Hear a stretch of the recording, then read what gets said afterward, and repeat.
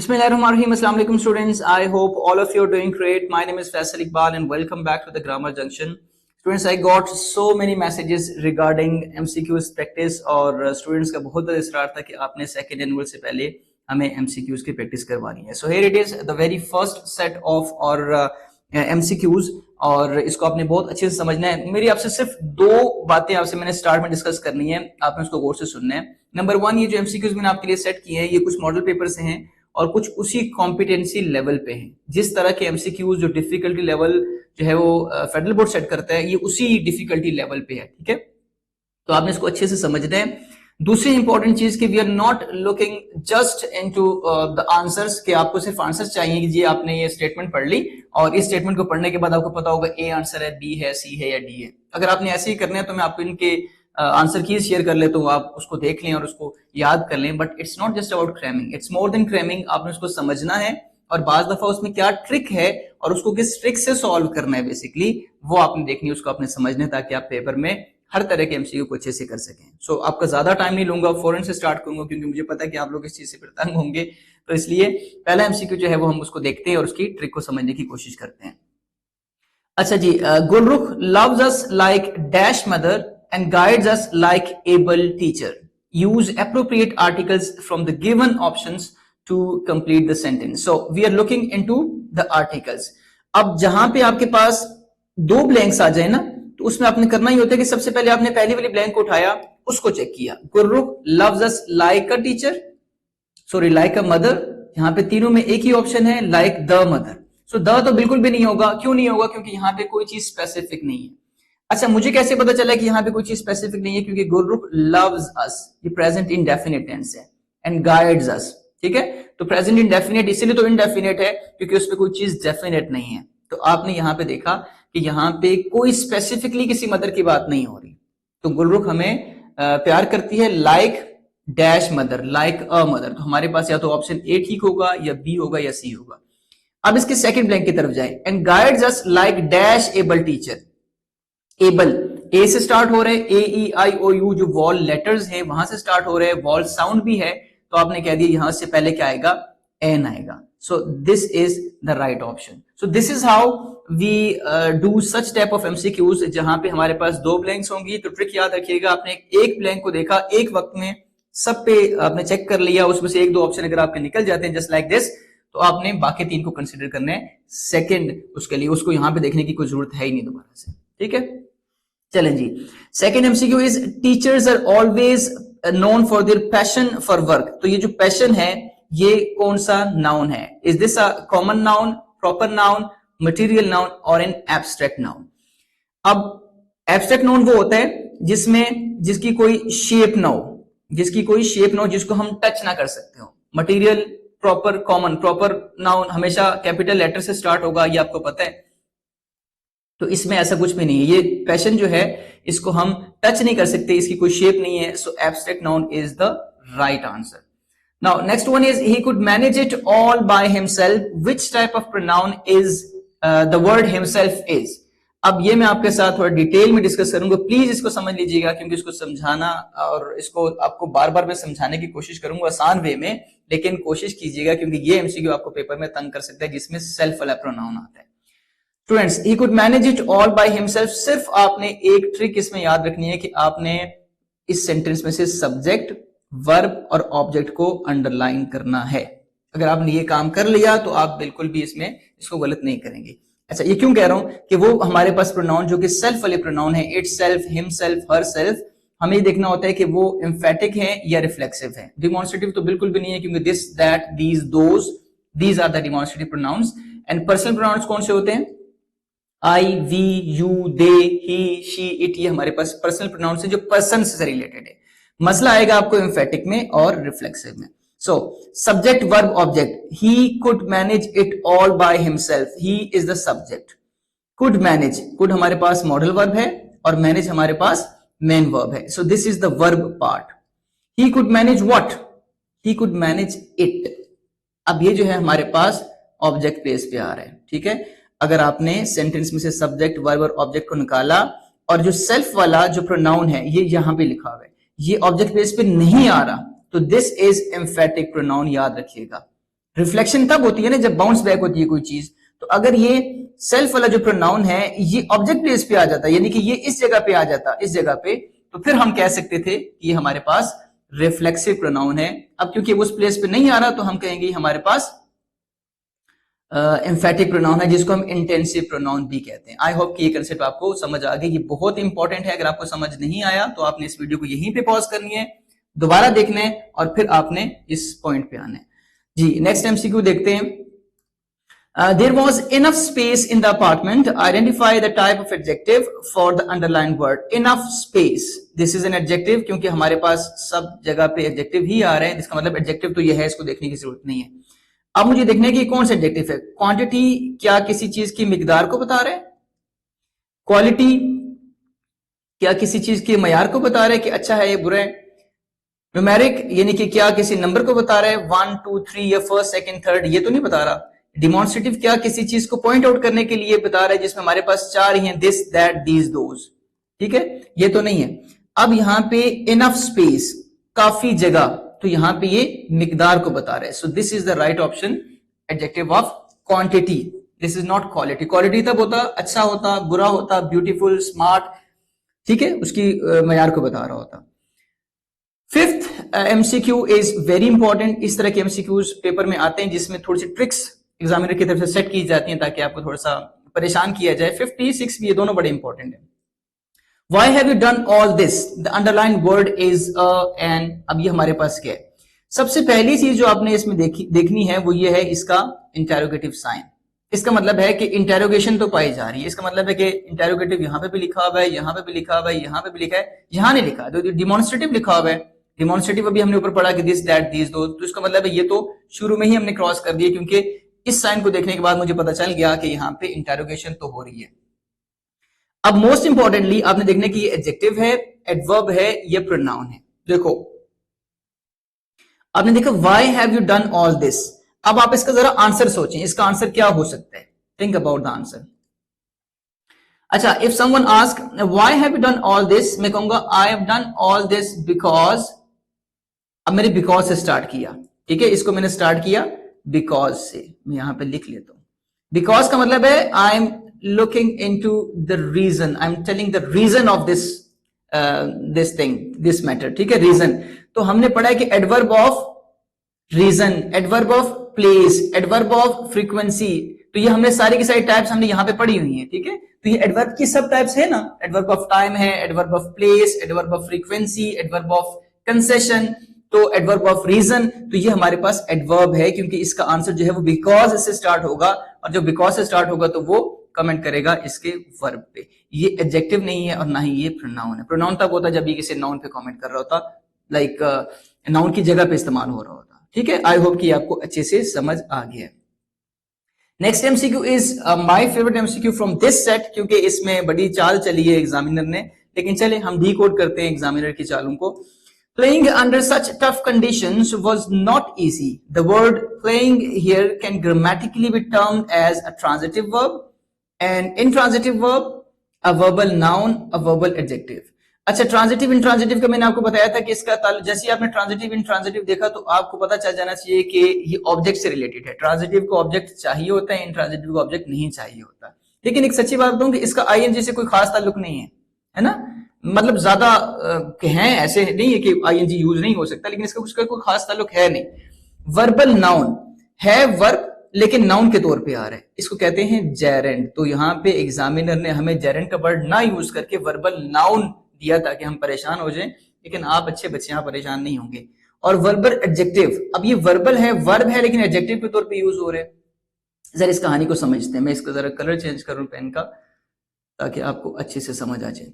Students, मैंने आपके साथ एक चीज डिस्कस की थी, मैं जल्दी से आपको बता दूं कि आईएनजी जहां पे वर्ब की फर्स्ट फॉर्म के साथ आईएनजी आ जाए, तो मैंने आपसे कहा था या तो वो सेंटेंस में नाउन के तौर पे आता है, या वो मेन वर्ब के तौर पे आता है, या वो एडजेक्टिव के तौर पे आता है। अब आई होप कि आपको ये चीज याद होगी।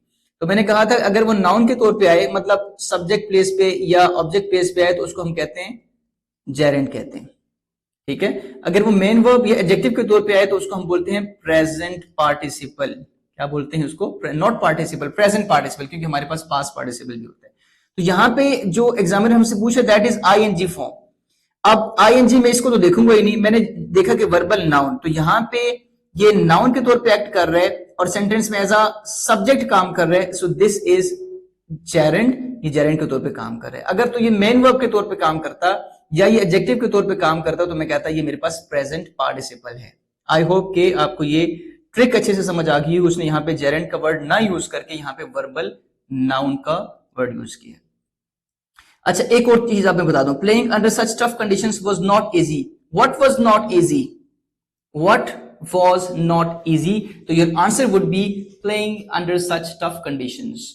ठीक है, वैसे तो ये फ्रेज की फॉर्म में है, ठीक है, फ्रेज के फॉर्म में है, लेकिन हमसे यहाँ पे नाउन फ्रेज तो पूछा नहीं गया, हमसे यहाँ पे जेरेंड फ्रेज तो पूछा नहीं गया, तो आपने सिर्फ इस वर्ड पे फोकस किया, तो क्योंकि ये वर्ड को आंसर कर रहे हैं और जो भी चीज वर्ड को आंसर करेगी वो नाउन कहलाएगी।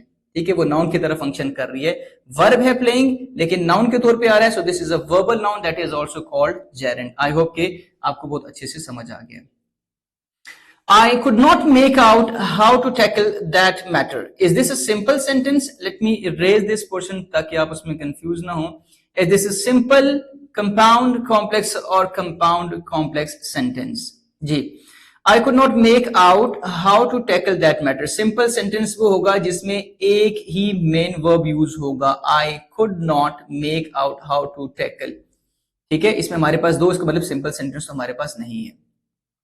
अच्छा, सिंपल सेंटेंस के अलावा जितने भी हैं, कंपाउंड कॉम्प्लेक्स और compound complex, they have more than one clauses. I could not make out one portion, how to tackle the matter second portion, this means कि इन तीनों में से कोई एक होगा। अब मैंने जब हाउ को देखा कि जो सेकंड पोर्शन है, सेकंड जो क्लॉज है वो हाउ से स्टार्ट हो रहा है, दिस मींस कि ये हमारे पास कॉम्प्लेक्स सेंटेंस है, how to tackle that matter. ठीक है, I could not make out how to tackle that matter. तो जब हमने इसको देखा तो हमें पता चल गया कि अगर ये फैन बॉयज में से कोई होता, फॉर एंड, मैंने आपको सारे बताए हुए फैन बॉयज वाले, आई होप कि आप इससे फेमिलियर हो। ये अगर इनमें से फॉर एंड नॉर बट और येट सो, अगर इनमें से कोई कंजंक्शन यूज होता इन दोनों को मिलाने के लिए, इन दोनों क्लॉजेस को मिलाने के लिए, तो मैं कहता था कंपाउंड सेंटेंस है।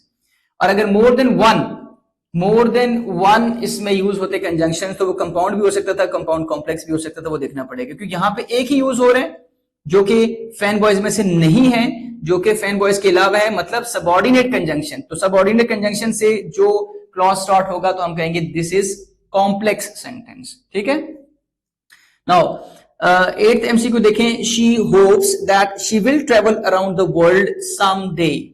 The sentence illustrate the use of noun phrase, noun clause, adjective clause, adverbial clause. अब देखिए यहाँ पे क्लॉज क्लॉज क्लॉज और फ्रेज, इसमें मतलब क्लॉज और फ्रेज दोनों की कंसेप्ट आ गए, तो इसका मतलब हमें ये देखना पड़ेगा। She hopes that she will travel around the world some day. अच्छा, शी होप्स व्हाट, वो उम्मीद करती है, वो क्या उम्मीद करती है। Now this whole portion answers what, और मैं अभी आपको बता चुका हूं कि वो पोर्शन जो व्हाट को आंसर करेगा वो नाउन की तरह बिहेव कर रहे हैं, वो नाउन की तरह फंक्शन कर रहे हैं। ठीक है, अब मुझे ये देखना है कि ये जो पोर्शन है जिसको हम समझ चुके हैं, ये देखना है कि ये फ्रेज है या क्लॉज है। दैट शी विल ट्रेवल, देखो यहाँ पे शी भी आ गया, सब्जेक्ट भी आ गया और हमारे पास वर्ब भी आ चुका है, इसका मतलब ये क्लॉज है, ये फ्रेज नहीं है। अगर उसमें सब्जेक्ट भी है और उसमें वर्ब भी है तो this is basically a clause. अगर उसमें सब्जेक्ट है वर्ब नहीं है, या वर्ब है सब्जेक्ट नहीं है, तो that would be a phrase. ठीक है, तो आई होप कि आपको ये समझ आ गया कि हमारे पास ये क्या आंसर है, दिस इज नाउन क्लॉज। ये एक सेंटेंस है जिसके अंदर नाउन क्लॉज मौजूद है। आई होप कि आपको अच्छे से समझ आ गया। एमसीक्यू नंबर 9 की तरफ जाएं तो we stayed in a house near to the canal. The underlined part of the sentence is and we stayed in house, हम एक घर में रुके। अब ये जो पोर्शन है, जो अंडरलाइन पोर्शन है, ये नाउन फ्रेज है, एडजेक्टिव फ्रेज है, एडवर्ब फ्रेज है, ये एडजेक्टिव क्लॉज। अगेन क्लॉज और फ्रेज दोनों आ गया। तो पहले तो मैं ये कंफर्म करूंगा ये क्लॉज है या फ्रेज है। नियर टू द कैनाल, अब देखें इसमें हमारे पास इसकी कैनाल की बात हो रही है, लेकिन यहाँ पे we don't have any verb. ठीक है, तो क्लॉज के लिए तो हमें दोनों चीजें चाहिए होती हैं, तो दिस मींस कि ये फ्रेज है, तो ये तो ऑप्शन मैंने यहीं से क्रॉस कर दिया। अच्छा, अब मुझे देखना है कि नाउन वर्ड कौन से कर रहा है, वी स्टेड इन हाउस। इसका क्वेश्चन बनाएं तो इसका क्वेश्चन बनेगा वेयर वाला, where we stayed in house, where वाला बनेगा। We stayed in house near the, वो कहां पे था हाउस। लेकिन देखिए अब ये कुछ बच्चे इसमें गलती कर लेंगे कि ये एडवर्ब फ्रेज इसलिए आ रहा है कि ये वेयर को आंसर कर रहा है, लेकिन अब इसके साथ एक और चीज को कंफर्म करना है कि we stayed in house near to the, तो ये बेसिकली हाउस को मॉडिफाई किया जा रहा है, उस हाउस के बारे में बताया जा रहा है कि वो कैनाल के करीब है। अच्छा, तो ये हमारे पास एडजेक्टिव फ्रेज है, ना कि नाउन फ्रेज तो वैसे ही नहीं, क्योंकि वर्ड को आंसर नहीं कर रहा। एक चीज मैं आपको यहाँ पे दोबारा से बता दूं जो कि मुझे लगा कि इसको एक्सप्लेन करनी चाहिए, एडजेक्टिव फ्रेज और एडवर्ब फ्रेज को। अब एट फर्स्ट जब आप क्वेश्चन बनाएंगे ना, मैं अक्सर बच्चों को कहता हूं कि बच्चों जब आपने पेपर में एमसीक्यू सॉल्व करने हैं तो आपने किसी भी एमसीक्यू को 2-3 तरीकों से चेक करना है। अगर आपको लगता है कि ये वेयर को आंसर कर रहा है, वी स्टेड इन हाउस, तो असल में जो वेयर का आंसर है वो हाउस है, वी स्टेड वेयर, तो आपने कह दिया इन हाउस, तो जो वेयर को आंसर किया वो हाउस ने किया, नियर टू द कैनाल ने किया। Near to the canal additional information थी जो हाउस के बारे में थी, क्योंकि हाउस हमारे पास नाउन है, तो वो पार्ट लाइक वो वर्ड जो नाउन को मॉडिफाई करेगा दैट इज बेसिकली एडजेक्टिव, तो उस लिहाज से हमारे पास ये आंसर बनता है। ठीक है, तो आपने यहां पे कंफ्यूज नहीं होना, आपने डबल चेक करना है, आपने ट्रिपल चेक करना है एमसीक्यू को, अगर इस तरह की कंफ्यूजन आपको आती है कि हर लिहाज से उसको देखना है, तो ये आपने ट्रिक भी याद रखनी है। मैं तो स्टूडेंट्स को कहता हूं कि आप 2-3 दफा उसको चेक करें। 10th एमसीक्यू की बात करें तो laws were quickly passed so that the child abuse could be checked. The underline part of the sentence is noun clause, adjectival clause, adverbial clause. अब तो हमारे लिए काम आसान है कि सब जगह पे क्लॉज लिखा हुआ है, देखिए क्लॉज लिखा हुआ है, तो इसका मतलब है फ्रेज पे जाने की जरूरत ही नहीं है। अच्छा जी, लॉज वर क्विकली पास, अब आप खुद सोचें, यहाँ पे वीडियो को पॉज करके मैं आप 2-3 दफा आपको बता चुका हूं, अगर तो वर्ड को आंसर करेगा, वर्ड वाला क्वेश्चन बन रहा है तो that would be noun clause. अगर वो किसी नाउन को मॉडिफाई करे तो दैट नाउन या प्रोनाउन को that would be adjectival clause. अगर वो टाइम प्लेस, यानी अगर मैं दूसरे अल्फाज में कहूं तो वर्ड को उसको सॉरी व्हेन को, व्हाई को, हाउ मच को या हाउ को आंसर कर रहे हैं, तो इस तरह के आंसर्स हैं, तो हमारे पास क्या हो जाएगा, adverbial clause. Laws were quickly passed, laws तेजी से पास किए जाते हैं, पास किए गए थे, sorry.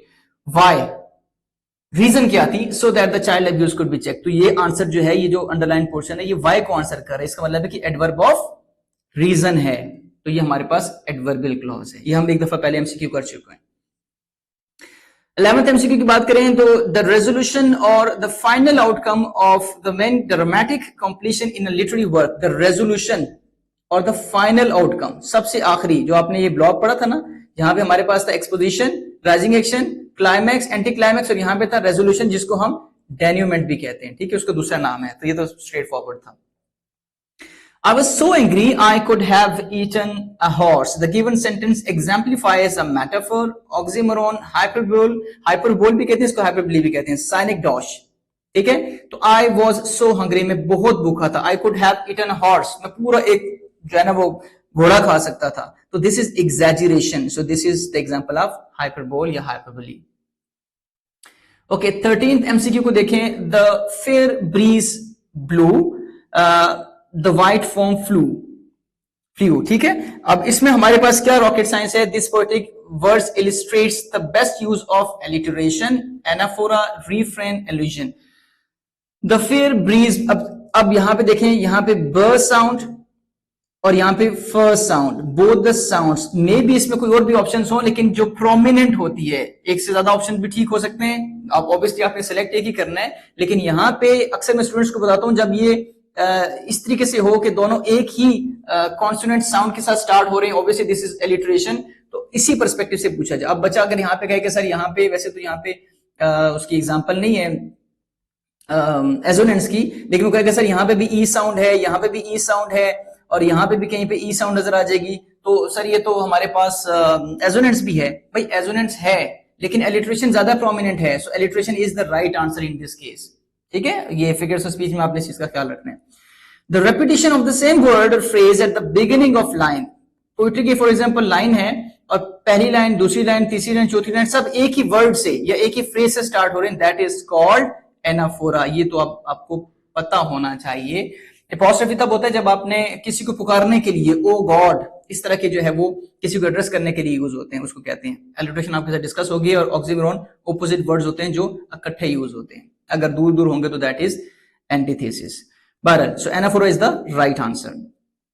The waves winked in the sunlight, winked का मतलब आंख मारना, तो वेव्स ने जो है वो आंख मारी है। Again this is personification, no need to justify this. I hope कि आपको बहुत अच्छे से इंसानों वाली क्वालिटीज हैं तो ये पर्सोनिफिकेशन है, आपको समझ आ गई होगी।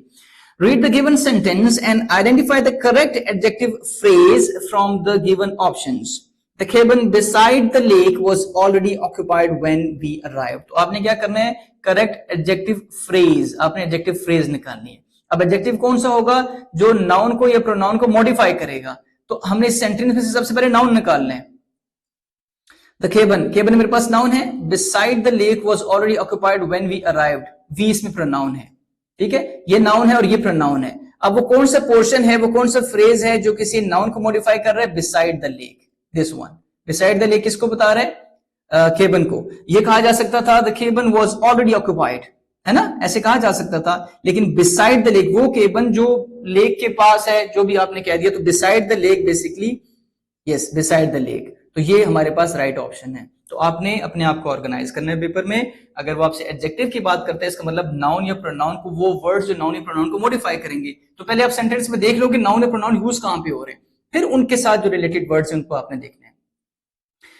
Pick the correct synonym for the word retrospection. यहां पे अब मुझे लेट सपोज मुझे रेट्रोस्पेक्शन का मतलब बिल्कुल भी नहीं पता, ठीक है, अब मुझे क्या करना है, ये ट्रिक चलेगी, हाँ ये ट्रिक सेकंड 18th में चलेगी। चलो मैं आपको, रेट्रोस्पेक्शन आपने वैसे चॉइस ऑफ प्रोफेशन में आपने पढ़ा होगा, मेमोराइजेशन, एनालिसिस, कॉन्टेम्पलेशन, करेक्शन। बच्चों रेट्रोस्पेक्शन, अब आपको उसका मतलब पता होगा तो आप तो स्ट्रेट फॉरवर्ड कर लेंगे, लेकिन अगर आपको मतलब नहीं पता तो क्या किया जा सकता है, इस पे तो वो ट्रिक चल जाएगी, यहाँ पे कुछ ज्यादा नहीं चलेगी। रेट्रोस्पेक्शन का मतलब ये होता है कि when you are going to think about your profession, when you are going to select the profession, you're going to look back basically. So बच्चे यहाँ पे जो गलती करेंगे वो इन दोनों में करेंगे। करेक्शन और एनालिसिस का बनता ही नहीं मीनिंग, वो करेंगे कंटेम्पलेशन का मतलब होता है सोच विचार करना, और मेमोराइजेशन का मतलब मेमोरी से है, याद करने से रिलेटेड है। बट मेमोराइजेशन का जो वर्ड है वो लर्निंग से रिलेटेड है, किसी चीज को याद करना, किसी सबक को याद करना, उससे रिलेटेड है, जो यहाँ पे फिट नहीं आएगा। ऑल्दो टू सम एक्सटेंट इसको कंसिडर किया जा सकता है, लेकिन the most appropriate answer is contemplation. I hope कि मैंने यहाँ पे लिखा होगा, let me see the document. नहीं, इसकी मैंने स्टेटमेंट नहीं लिखी हुई, अक्सर लिखा होता है कि select the most appropriate answer, not the right answer, not the correct answer, ठीक है। So memorization can be considered in this case, but क्योंकि यहाँ पे memorization learning के लिए, किसी सबक को याद करने के लिए इस्तेमाल होता है, contemplation का मतलब होता है सोच विचार करना, माजी में जो आपने किया, जो आपने तालीम हासिल की, जो आपकी लर्निंग्स हैं, उनको आपने उस पर गौर फिक्र करना है। दिस इज कॉल्ड रेट्रोस्पेक्शन, ठीक है। The word opposite in meaning to the word, अच्छा यहाँ पे बच्चे गलती भी करते हैं कि वहां पे एंटोनिम लिखा होता है या वहां पे ऑपोजिट लिखा होता है, वो फौरन से टार्डीनेस देखते हैं, उसका मीनिंग देख के उसको टिक करते हैं, बाद वो हो पेपर में सिनोनिम नहीं था, पेपर में एंटोनिम था, तो इस पे जल्दी नहीं करनी please. A word opposite in meaning, tardiness, laziness negative connotation, idleness बेकार बैठना negative connotation, punctuality positive connotation, negligence लापरवाही नेगेटिव कॉनोटेशन। तो ऐसे केस में डायरेक्ट ही आंसर आ गया। अब मुझे नहीं पता कि टार्डीनेस का मतलब क्या है, लेकिन मैंने देखा कि 3 उसमें नेगेटिव्स थे, 1 पॉजिटिव था, तो बच्चों पॉजिटिव ही आंसर होगा, व्हाटएवर द क्वेश्चन इज, वो बेशक एंटोनिम का या सिनोनिम का। मोस्ट ऑफ द केस ये आपकी 99% ट्रिक चलेगी, या तीनों पॉजिटिव आंसर्स हैं, 1 नेगेटिव आंसर है, तो नेगेटिव वाला जो है ये राइट आंसर होगा। सिनोनिम और एंटोनिम वाले क्वेश्चन में दिस इज द ट्रिक जो कि 99% काम करती है, ठीक है। 99% शायद मैंने तो ज्यादा कह दी, लेकिन 90% से ऊपर ये काम करती है, ठीक है। लेकिन फिर भी अगर तो ऐसे कि 2 पॉजिटिव और 2 नेगेटिव है, फिर आपको उस पर गौर करना पड़ेगा, फिर आप जो है ना बाद में मुझे ना कहने के सर ने कहा था कि ऐसे है तो वैसे है। Choose the option with correct spelling. अब स्पेलिंग्स के जो चक्कर में आपको वर्ड पता होने चाहिए, आपकी वोकेबुलरी स्ट्रांग है, अगर आपने वो वर्ड देखा हुआ है, पढ़ा हुआ है, तो एंटरप्रेन्योर एंटरप्रेन्योर एंटरप्रेन्योर, अब आप मुझे इसमें से बताएंगे इसका कौन सा राइट ऑप्शन है। चलो मैं ही बता देता हूँ, this is the right option. Identify the example of complex sentence. Complex जैसे मैंने सुना तो उसका मतलब ये हो गया, हमारे पास डिपेंडेंट क्लॉज की बात होगी, और डिपेंडेंट क्लॉज वो क्लॉज होता है जो कि एक सबऑर्डिनेट कंजंक्शन से स्टार्ट होता है, और सबऑर्डिनेट कंजंक्शन का मतलब ये है कि फैन बॉयज के अलावा, यानी कि फैन बॉयज नहीं होंगे, for and not but. I think about what I am doing later in the day and I daydream. अच्छा, I think about what I am going to, ये हमारे पास एक ये भी यूज हो रहा है, बच्चे इसको देख के कंफ्यूज हो जाएंगे फौरन से कि यार ये शायद हमारे पास है, लेकिन we are peeping into the complex, ठीक है, this is not complex. I can't go back to school until I recover from flu. I cannot go back to school. First clause I recover from flu, second clause until से start हो रहा है जो कि fan boys में से नहीं है. यही आंसर होना चाहिए, लेकिन चेक कर लेते हैं, बाकी पढ़ने लाजमी है. In the civil war in America was a turning point. इसमें तो यूज ही कोई नहीं हुआ ना, तो this is simple sentence. The dog is black, white and brown. Again यहाँ पे यूज कोई कंजंक्शन हो रहा है, हमारी इससे कोई वर्ज नहीं है क्योंकि हमें तो कॉम्प्लेक्स चाहिए, हमें फैन बॉयज के अलावा चाहिए. सो this is the right option. I hope कि ये आपने बहुत अच्छे से सुने होंगे, समझे होंगे. और this was the first set. मैं कोशिश करूंगा सेकंड और थर्ड सेट भी मैं आज ही आपके साथ शेयर करूं ताकि आप इसकी मैक्सिमम प्रैक्टिस कर सकें. Thank you and thank you for the patience as well. मिलते हैं नेक्स्ट सेट के साथ, तब तक के लिए अल्लाह हाफिज, स्टे ब्लेस्ड.